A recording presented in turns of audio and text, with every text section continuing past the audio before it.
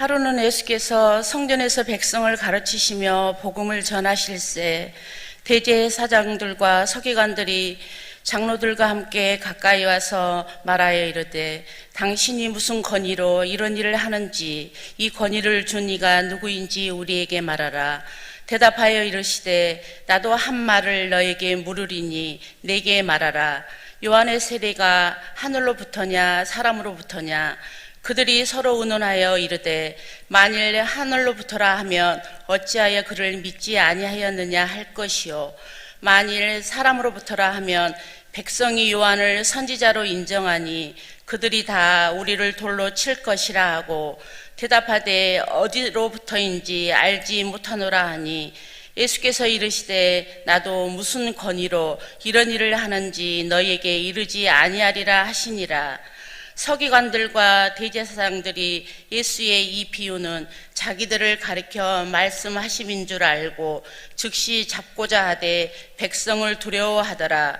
이에 그들이 엿보다가 예수를 총독의 다스림과 권세 아래에 넘기려 하여 정탐들을 보내어 그들로 스스로 의인인 채 하며 예수의 말을 책잡게 하니 그들이 물어 이르되 선생님이여 우리가 아노니 당신은 바로 말씀하시고 가르치시며 사람을 예물로 취하지 아니하시고 오직 진리로서 하나님의 도를 가르치시나이다. 우리가 가이사에게 세를 바치는 것이 옳으니이까 옳지 않으니이까 하니 예수께서 그 관계를 아시고 이르시되 데나리온 하나를 내게 보이라. 누구의 형상과 글이 여기에 있느냐? 대답하되 가이사의 것이니이다. 이르시되 그런즉 가이사의 것은 가이사에게 하나님의 것은 하나님께 바치라 하시니 그들이 백성 앞에서 그의 말을 능히 책잡지 못하고 그의 대답을 놀랍게 여겨 침묵하니라. 아멘. 우리는 세상을 살아갈 때 어떤 안경을 보느냐에 따라서 세상이 달라지게 됩니다. 빨간색 안경을 쓰면 다 빨간색으로 보이게 되고 노란색 안경을 쓰면 노랗게 되는 것처럼 우리가 선입견이 얼마나 중요한지 모릅니다. 그래서 첫인상이 참 중요하다. 하나님의 아들 예수님께서 이 땅에 오셔서 병든 자를 낫게 하셨습니다. 나병 환자를 고치시고 안진병이 일으키시게 하시고 소경이 눈을 뜨게 하시고 죽은 자를 살게 하시고 보리떡 5개 물고기 2마리를 갖고 많은 사람 먹이고 남게 했으면 이걸 봤던 그들은 다 같이 저분이 하나님의 아들이구나 믿어야 될진데도 불구하고 항상 색안경을 끼고 있었어요. 예수님을 따르는 사람들 가운데 예수를 보는 시각을 보는 가운데 두 종류의 사람이 있었는데 이스라엘 백성들처럼 다 같이 예수님을 하나님의 아들로 생각해 따르던 사람이 있었는가 하면 예수님께서 나타낸 자기의 기득권을 찾아낸 것처럼 그래서 예수를 삐딱하게 바라보는 서기관, 바리새인, 제사장들, 장로들 그룹이 있었습니다.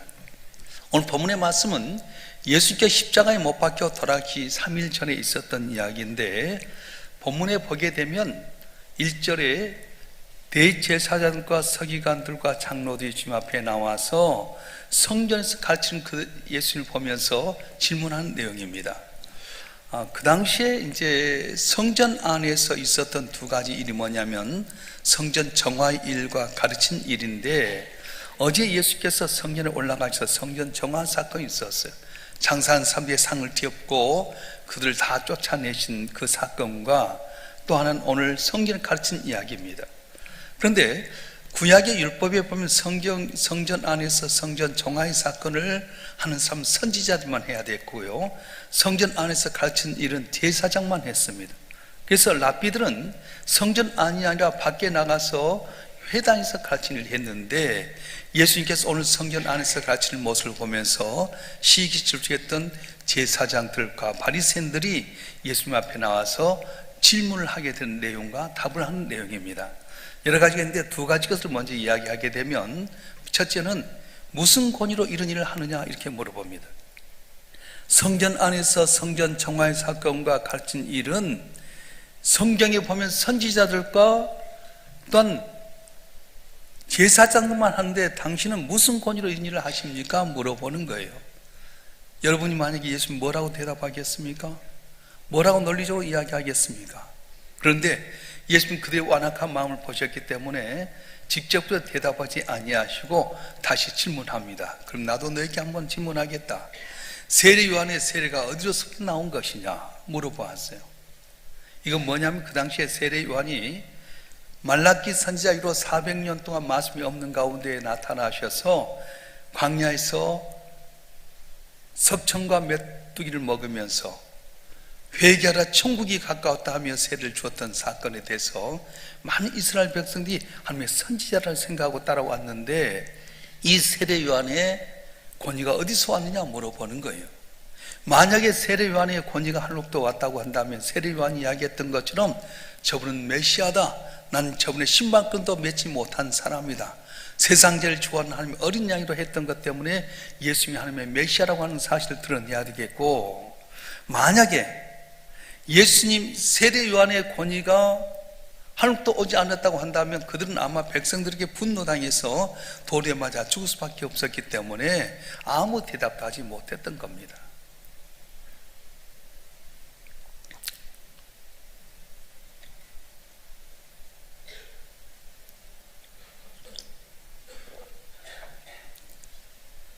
우리는 어떤 시각으로 어떤 눈으로 보냐에 따라 달라집니다. 믿음의 눈으로 바라보면 예수님의 행적은 다 하나님의 아들이고 메시아임을 알게 되는데, 눈이 가려지게 되고 색깔을 자기 선입견에 바라보니까 예수님 메시아인데도 불구하고 항상 자기의 밥그릇을 가로채는 사람, 자기들의 권위를 무시하는 사람을 여기서 죽이려고 하게 됐다는 겁니다. 그래서 예수께서 하나의 비유를 하게 됐는데 포도원 비유를 이야기했습니다. 어떤 사람이 좋은 포도나무를 심어서 종들에게, 이 농부들에게 하청을 주면서 오랜 세월 지나다 오면서 이제 먼저 종들에게 이 세를 바쳐라 그랬는데, 이 농부들이 세를 받으러 왔던 이 포도원 주인의 종들을 때리기도 하고 쫓아내기도 하고 심지어는 죽이기도 했습니다. 그래도 오랫동안 참으시던 이 주인이 마음이 좋아서 그럼 내 아들을 보내면 내 얼굴을 봐서라도 아마 잘 영접하지 않겠냐. 그 아들을 보냈는데 이 아들이 상속장돼 죽게 되면 그 누게 되겠느냐, 우리 것이 되지 않겠느냐. 그래가지고 그 아들을 죽이고 말았습니다. 인자하고 국률이 많은 이 포도원 농부는 화가 나서 군사를 이끌고 가서 그들을 전멸했다는 내용을 이야기하면서 이스라엘 백성들은 여기서 농부와 같았고 소작농이었고, 농부는 포도원 주인은 하나님이라고 하는 걸 이야기합니다. 종들은 누굴 이야기합니까? 선지자를 이야기합니다. 계속해서 그들을 보냈는데 선지자를 핍박합니다. 때리고 죽이고 멸시천대했습니다. 그래서 하나님께 택한 백성들하고 구원받기 위해서 하나밖에 없는 외아들을 이 땅에 보내주었는데 그 아들 예수님까지 십자가에 못 박는 우를 범했다고 하는 것을 예수님께서는 상징적으로 보여주었던 겁니다. 사랑하는 성도 여러분, 오늘 이 포도원 비유는 택함 받은 이스라엘 백성들에게 복을 주셨어요. 애굽 땅 종되었던 곳에서 출애굽에서 광야 40년의 생활 가운데 다듬고 마침내 그들이 할 수 없는 걸 하게 하셨던 놀라운 은혜로 가나안 땅을 정복하고 적과 꿀이 흐른 땅에 살게 만들었는데, 하나님 앞에 영광을 돌려 그들이 우상을 섬기고 하나님을 등졌을 때 하나님께서 선지자를 통해 돌아와라, 하나님 너희 하나님이시다, 너희를 도우시며 전능하신 만왕의 왕이시다고 하는 걸 전해주었음에도 불구하고 등지고 예면할 때에 선지자를 통해서 돌아오게 만드셨고, 그리고 회개케 만들었지만 언제나 거절했습니다. 마침내 예수는 십자가에 못 박는 울품하고 말았던 것입니다. 오늘 저와 여러분 한 분 앞에도 놀라운 은혜를 주셨습니다. 우리가 구원받을 만한 조건이 하나도 없음에도 불구하고 하나님께서는 우리 놀라운 은혜를 주셨어요. 그리고 그 은혜를 주신 하나님은 우리에게 뭘 요구하냐면 열매를 원하십니다. 다 원하는 것이 아니라 열매 얼마를 요구할 뿐입니다. 저와 여러분 한 분 한 분 주님 앞에서 구원받은 감격으로 함께 열매를 벌려야 될 텐데 우리는 어떻게 합니까? 하나님께서 주셨음에도 불구하고 하는 것인지 모르고 아직도 세상의 모든 것이 다 내 힘대로 된 것이냐 하나님 등지고 살아가게 되면 하나님은 오늘 또 주의 종들을 통해서 기록된 말씀을 통해서 인간의 생사보호 주장하신 분 전능한 하나님이시다, 돌아와라 회개하라 말씀하신데도 불구하고 길을 닫아버리면 이스라엘 백성들처럼 멸망당할 수밖에 없는 위치에 떨어지고 만다는 거예요. 바른 자 여러분 한 분 한 분이 예수님의 고난의 사건을 통해서 다시 한번 인간의 생사복을 주장하신 전능하신 하나님이 우리의 죄악을 용서하기 위해서 아들 예수 십자가에 못 박인 내어주신 사실을 기억하면서 열매를 기대하신 주님 앞에 충성함으로 말미암아 주님 영광을 맡은 존귀한 자 되기를 주님으로 축원합니다. 축원합니다. 두 번째 질문은 뭘 이야기하냐면 고민하고 염려했던 그들이 꾀를 내게 됩니다. 그래서 예수님께서 아브라함 당신 정말로 중심을 보신 분이고 거룩한 분인데 가이사 황제에게 세를 바친 것이 좋습니까? 좋지 않습니까? 물어본 거예요. 이건 예스냐 노냐 답할 때 다 걸리게 됩니다. 만약에 가이사 황제에게 세금을 바치라고 한다면 그 당시 로마의 억압 가운데 있었던 유대인들이 세금 때문에 힘들어하는데 세금 바치라고 한다면 유대인의 매국노가 되기 때문에 완전히 매도될 수밖에 없고요. 만약에 황제에게 세를 바치지 못하게 한다면 그것이 올무가 돼서 곧바로 로마 군인들에 의해서 잡히게 되기 때문에 물어본 것이었습니다. 근데 주님께 뭐라고 말씀하십니까? 오늘 25절 말씀 한번 읽어보겠습니다. 시작. 이르시되 그런즉 가이사의 것은 가이사에게 하나님의 것은 하나님께 바치라 하시니. 외모를 보지 않고 불꽃 같은 눈동자로 중심을 보신 주님께서는 유대인의 지도자인 서기관과 바리새인과 제사장과 장로들의 완악한 마음을 아셨어요. 그래서 이번에도 랍비들이 자주 사용하는 방법으로 역으로 질문을 하게 됩니다. 그래서 데나리온 하나를 가져와라. 그리고는 가져왔더니 거기엔 어떤 형상이 있느냐? 가이사의 것이 있습니다. 로마 황제의 얼굴이 보여지게 되고 로마의 글이 써져 있어서 주님께서 하신 말씀이 가이사의 것은 가이사에게 드리라 말씀하신 겁니다. 그런데 다음 말 하나님의 것은 하나님께 드리라 이렇게 말씀하셨어요. 이 구절은 무슨 말이냐면 세속적인 정치 일은 세상의 사람들이 맡기고 너희들은 영적인 사람이기 때문에 영적인 일만 해라 그런 질문이 아닙니다. 예수님의 말씀은 정치적인 권위를 부여하신 것이 아니라 그런 통치 가운데도 하나님의 섭리가 있음을 가르쳐주고 있는 것입니다.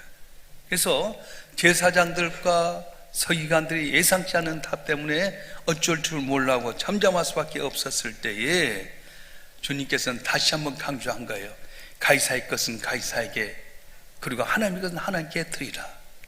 그래서 가이사의 것은 무엇이며 하나님께서 무엇입니까? 사건의 맥락에서 보게 된다면 예수님이 황제에게 세금 바치라고 하는 것은 옳다. 너희가 세상에 살며 세상의 법 지키는 것이 맞다. 그렇게 이야기합니다. 유대인들은 하나님의 백성이면서도 로마의 억압 가운데 어쩔 수 없어서 세금을 드릴 수밖에 없었습니다. 그럴 때 그들은 로마의 억압 가운데 있었기 때문에 로마의 황제 얼굴이 있는 그 돈을 세금으로 드린 것, 어쩔 수 없이 드린 것 때문에 드린 게 맞다 그렇게 이야기하는 거예요. 다시 말하면 우리 대한민국 사람들이, 우리는 다 대한민국 사람이잖아요. 근데 기독교인이었지만 대한민국에 살게 된다면 우리는 대한민국의 국민으로서의 의무를 감당해야 됩니다. 물어보겠습니다. 국민의 4대 의무가 뭔지 아세요? 첫 국방의 의무, 두 번째 납세 의무, 세 번째 교육의 의무, 네 번째 근로의 의무가 있어요. 근로의 의무가 뭐냐면은 국가가 공공필요에 따라서 근로를 명할 때에 국민들은 거기에 복종해야 될 의무가 있다는 거예요. 지금 의사들에게 했던 명령 시행이 바로 그겁니다. 내가 어떤 일을 하고 있는데 국가가 나를 국가적인 위기 상황에 있을 때 차출하게 되면 그에 따라서 근로를 해야 될 의무가 있다는 거예요. 그래서 가이사의 것은 가이사에게 돌리라 하는 말씀은 내가 살고 있는 삶의 여정 가운데 세상의 법을 지켜라, 납세의 의무를 지켜라, 국방의 의무를 지켜라, 그리고 최소한 고등학교까지 교육의 의무를 주면 다 공부를 시켜라, 그리고 근로의 의무를 감당으로 말씀하셨어요. 여기서 예수님은 사람이 가지고 있는 것들 중에 하나님께 속하는 부분이 있음을 지적하고 있습니다. 내가 가지고 있지만 이것이 하나님께 속해 있다는 거예요. 그래서 하나님의 것과 내 것을 잘 분별할 줄 아는 지혜를 가지라고 말씀합니다. 가이사의 것은 하나님의 것 안에서 이해될 상대적인 것이라고 말합니다. 그래서 하나님의 자녀는 사회나 국가에 대한 의무를 잘 감당해야 할 뿐 아니라 그걸 넘어서 하나님의 것을 하나님께 돌리라고 말씀하셨어요. 자, 우리가 예수를 구주로 고백한 건 무엇입니까? 내 모든 게 바로 주님의 것입니다는 고백입니다. 내가 예수를 주로 고백한다고 하는 하나님 나의 왕으로 삼다고 하는 고백입니다. 소유권을 하나님께 다 드렸다는 것입니다. 내가 현재 사용하고 누리고 있지만은 나의 가진 모든 것이 바로 주님의 것이라고 하는 고백이 우리 성도들의 고백이에요. 자, 물어보겠습니다. 여러분 예수님을 하나님의 왕으로 여러분의 왕으로 모십니까? 주인 줄 믿습니까? 여러분 것이 여러분의 것이 아니라 바로 하나님의 것인데 이 땅에 살 동안 맡겨주신 것이었어요. 물어보겠어요. 여러분 생명이 여러분 것입니까? 주님이 부르시면 오늘라도 다 가는 거예요. 건강 여러분 지키는 겁니까? 생각지 않게끔 오늘이라도 암이 오게 되면 무너지게 된 겁니다. 물질이 여러분 것일까요? 물론 내가 수고해서 노력해서 물질을 얻었다고 하지만 물질도 풀어버리면 다 날아가 버린 거예요. 자녀가 여러분 자녀입니까? 여러분 그렇게 키우고 애썼는데도 불구하고 여러분 마음대로 안 된 것이 바로 여러분 자녀 아닙니까? 그래서 우리 기독교인들은 무슨 시각이냐면 이 땅에 살면서 국민으로서 시민으로서 역할을 감당하지만 모든 것이 바로 하나님의 것입니다. 내 것이 아니라 주님의 것입니다는 마음을 갖고 살라고 하셨던 겁니다. 할렐루야. 많은 사람들이 내 것이 아닌 것인데도 불구하고 내 것이 그냥 착각합니다. 생명도 건강도 물질도 자녀도 모든 것이 다 하나님께서 주장하시는데 내가 다 할 줄 생각하고 착각할 때가 많습니다. 그래서 하나님께서는 이 세상에 사는 동안 네가 이 동안에 정해진 기간 동안 사용하라고 맡겨주셨어요. 그래서 하나님께서는 제일 강조한 게 바로 11조입니다. 11조는 모든 게 다 내 것인데 너에게 사용하고 이 10분의 1을 통해 나를 하나님의 주권자로 하나님의 주인 걸 너희가 인정하라고 말씀하셨어요. 이제 보통 주일날 설교하면 이것도 뭐 헌금 이야기 절대 그렇지 않습니다. 오늘 특별히 새벽기도 나오시면은 교회 엘리트들이니까 한번 보겠습니다. 말라기 3장 8절부터 12절까지 말씀 또박또박 한번 읽겠습니다. 말라기서 3장 8절부터 12절 시작. 사람이 어찌 하나님의 것을 도둑질하겠느냐? 그러나 너는 나의 것을 도둑질하고도 말하기를 우리가 어떻게 주의 것을 도둑질하였는가 하는도다.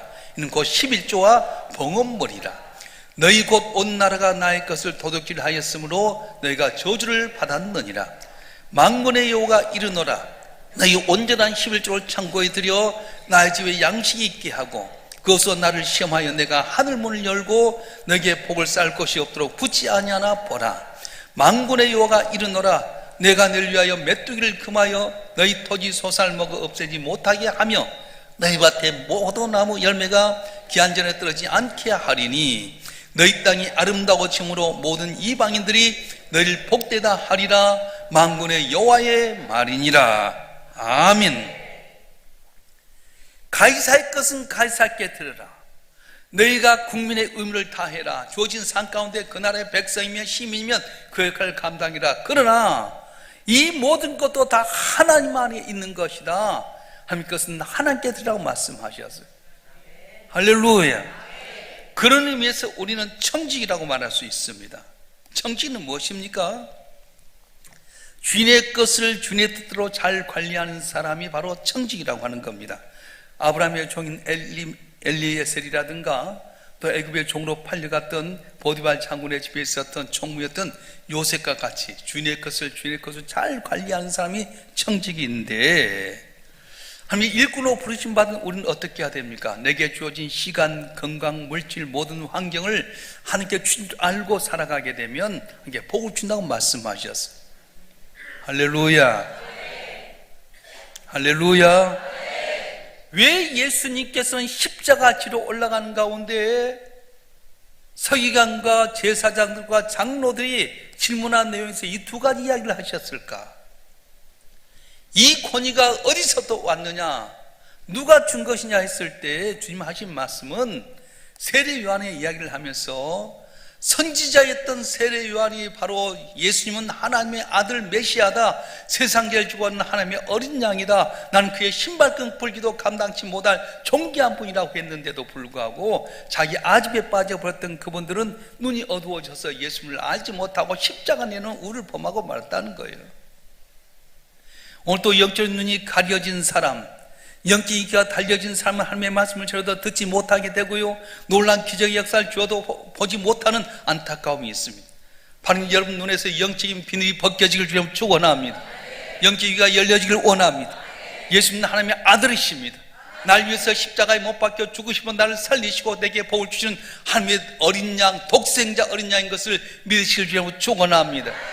특별히 이 땅의 삶에서 모든 것은 바로 하나님께서 주장하시고 섭리하신다 우리에게 위탁해 주셨어요. 건강도 물질도 자녀도 환경도 모든 것도 하나님께 우리에게 위탁해 주셨는데 천년만년 살 것 같이 내 것인 양 교만하면 버림받는다는 겁니다. 그래서 유대인들은 결국은 버림받은 세계 곳곳 흩어지게 되고 감당치 못한 그들을 대신해서 이방인 제의와 여름을 대가해서 복음이 흥하게 하고 복을 주셨던 겁니다.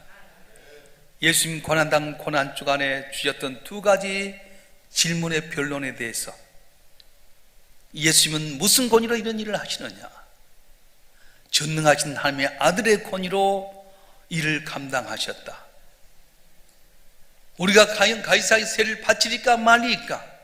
가이사의 것은 가이사의 것, 하나님께서 들어 말씀하셨어요.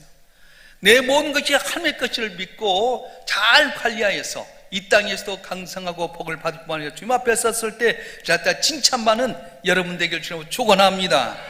축원합니다. 우리 주신 말씀 붙들고 한번 통독 기도하겠습니다. 나를 택하시고 복을 주시는 전능하신 하나님, 만왕의 왕이신 하나님의 아들인 예수님이심을 깨닫고 주님만 바라보고 이 땅의 삶에서 내게 주신 모든 것을 잘 관리 천지로서 삶을 살아서 주여 영광 나트를 원합니다. 소원을 가지고 주여 삼창하고 통속 기도하겠습니다.